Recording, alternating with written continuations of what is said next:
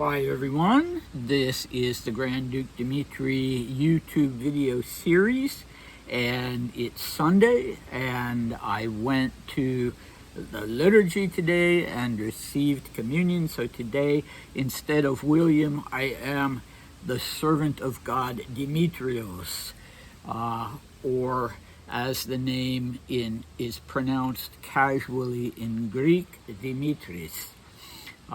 So very, very different, really, from the Russian version. Okay, different saints too that Grand Duke Dmitri and I have. Anyway, we are doing today a 1939, well, really the penultimate section of the Grunwald Letter of 3rd of June 1939.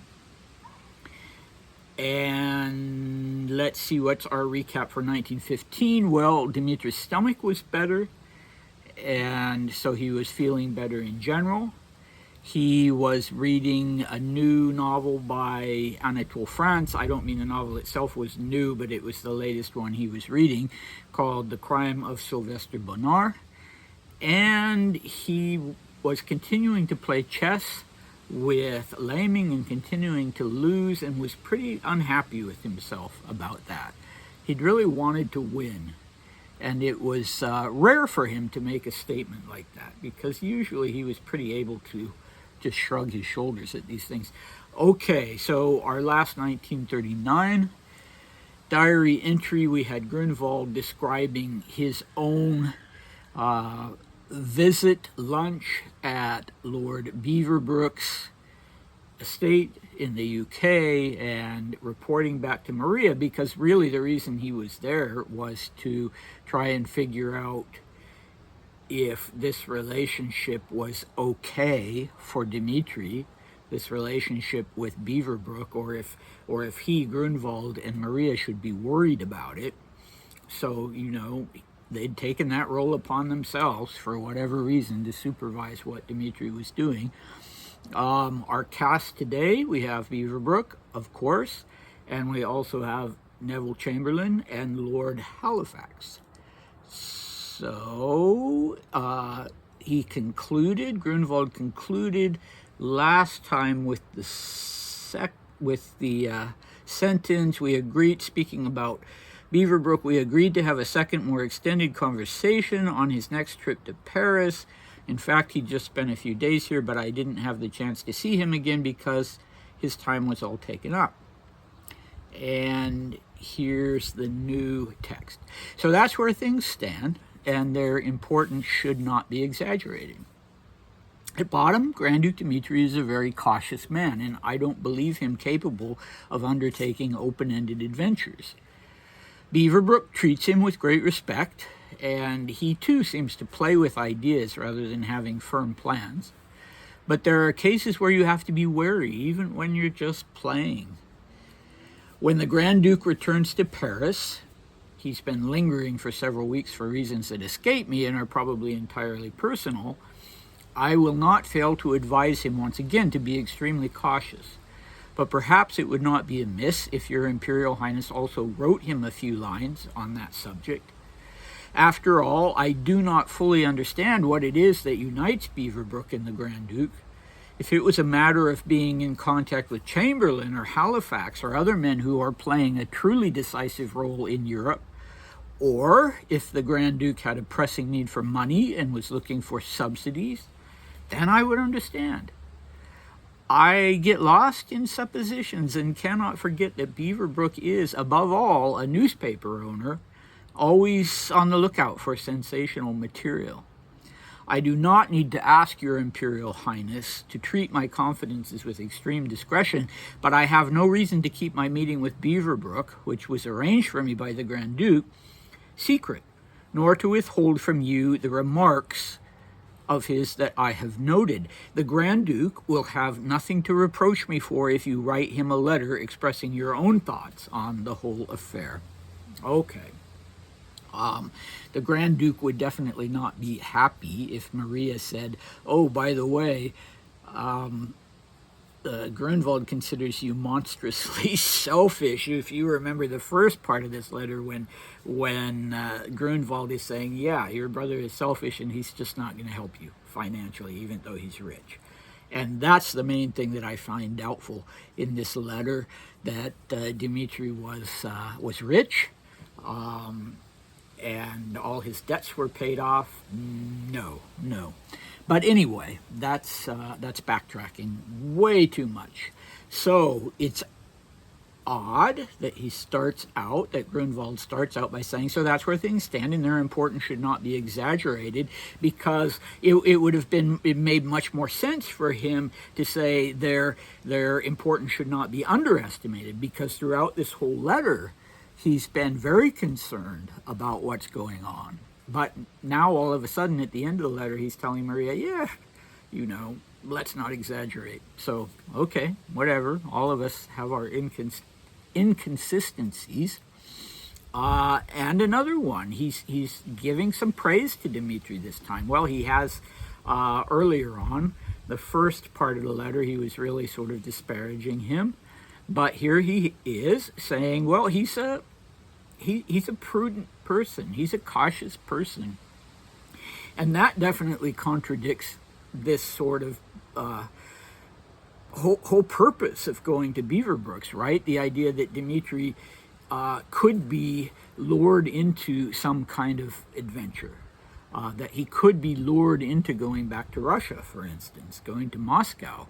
Or earlier on, in one of the first paragraphs of the letter, Grunwald says, oh, there's this Giroski fellow who keeps turning up, and he's quite a sort of slimy character, and Dmitri should be far away from him. So on the one hand, you have Grunwald treating Dmitri like a child and saying, yes, he needs to be supervised, and on the other hand, you have him saying, well, he's a sensible person, he's a cautious person, he's not going to dive into some adventure, which I would interpret as something like going to Russia, So I don't know what's going on with that.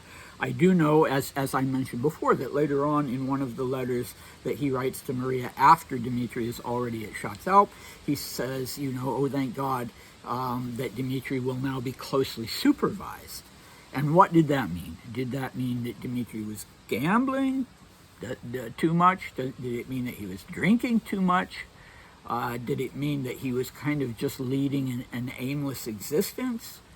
I think all of those things were more or less true. Apparently the reason he was in such dire financial situation when he first arrived at Schatzalp and he needed help, financial help, was because of his gambling. But maybe that happened between June, when this letter was written, and the 31st of August, when he left Paris. He could have lost, a big chunk of money somewhere. It's possible. But I don't know. So there are some contradictory elements, and one encounters this constantly in primary source material, in letters and diaries and that sort of thing, because we're all that way. We say one thing one minute and something else the next. Okay, so Beaverbrook respects Dmitri. I'm not surprised. Dmitri was a very intelligent man and very up to date on everything that was going on. And Grunwald seems a little reassured that for both Dmitri and Beaverbrook, they're just two middle-aged guys sitting around, and it's mostly talk. They're playing with ideas.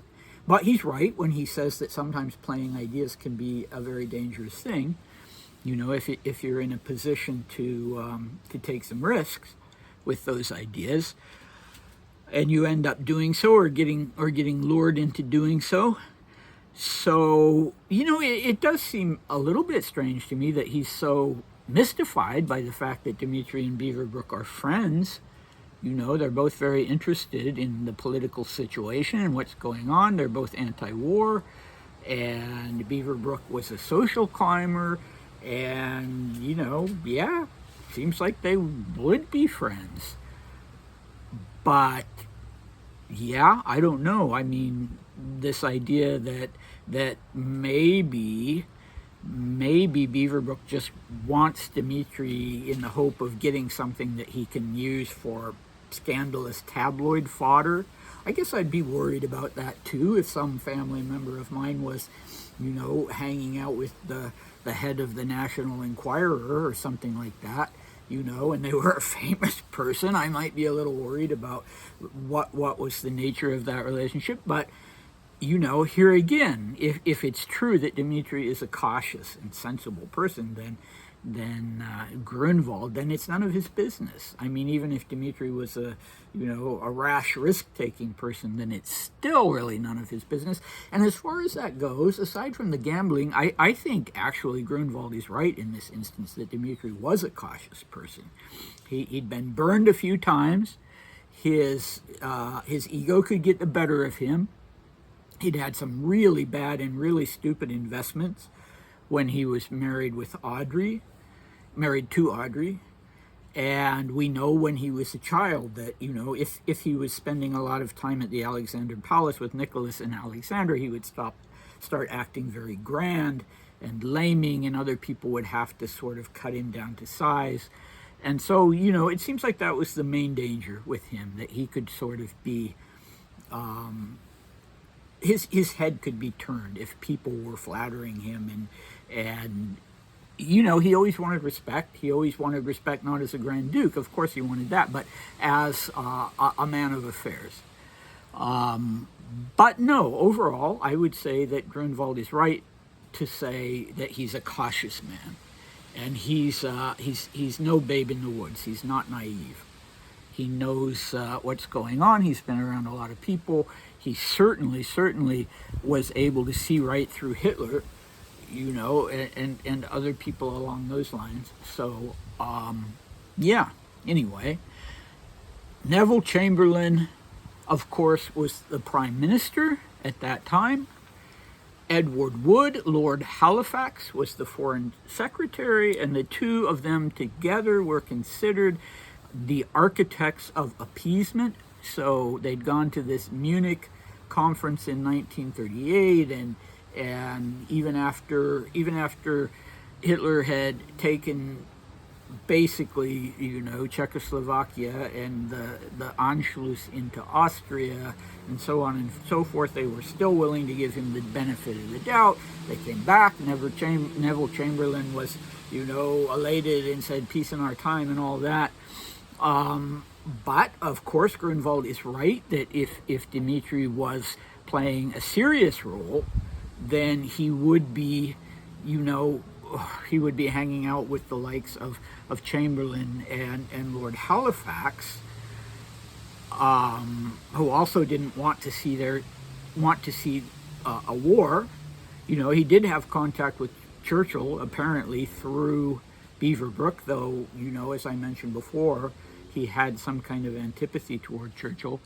But yeah, if you're hanging out with, Hearst or a Rupert Murdoch type, these are very, very influential people, but they're not at the epicenter of the political world. They're not with the heads of state. So, Dmitri hadn't arrived in that sense. My guess would be that he would have been delighted to have the ear of the British Prime Minister and the Foreign Secretary, who, no matter who they were at that time, but that he just didn't have that kind of access. And, we can infer also from what Grunwald says about, well, I could understand it if he needed money. He was sniffing around for some wealthy person, some basically billionaire by the standards of the time, like Beaverbrook. That would be understandable. But, as Grunwald was of the opinion that Dmitri didn't need money at that time. And it does not seem that whatever his financial situation was, that he was looking for money from Beaverbrook. I never heard of him getting any money from Beaverbrook. Okay, and I wonder if I can't quite remember. I should have looked it up. So in 1919, Dmitri gave his one and only press interview specifically on the topic of Rasputin.